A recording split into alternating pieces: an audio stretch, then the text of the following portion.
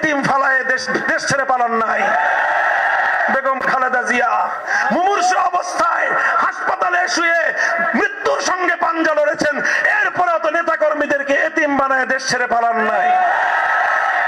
এবার শেখ হাসিনাকে তার সময়ের রাজনীতিবিদ এরশাদ এবং খালেদা জিয়ার সঙ্গে তুলনা করে আওয়ামী লীগের মধ্যে যদি একজন মানুষও বিবেকবান থাকেন, আপনার নেত্রীর ব্যাপারে আপনি সিদ্ধান্ত দিয়েন।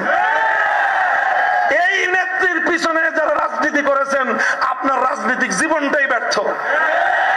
এমন কাপুরুষ, এমন ভীরু, নিজের স্বার্থ ছাড়া কিছুই বুঝে নাই।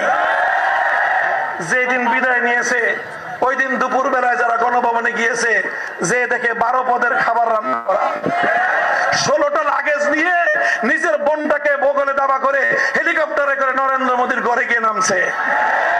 একবারও তো হাজার হাজার আওয়ামী লীগের নেতা কর্মীর কথা চিন্তা করে নাই। চিন্তা করছে ওরা মরে মরুক, আমি আর আমার পোলাপান ভাগি। এইরকম স্বার্থপর একজন মানুষ কোন একটা দেশের প্রধানমন্ত্রী তো দূরের কথা, একটা দলের নেত্রী হওয়ার যোগ্যতা রাখে না।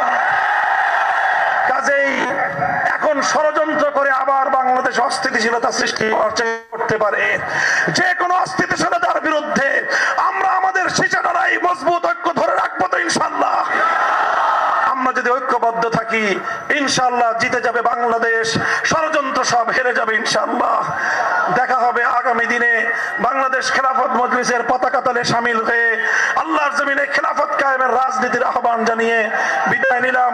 ও আখিরু দাওয়ানা আলহামদুলিল্লাহি রাব্বিল আলামিন।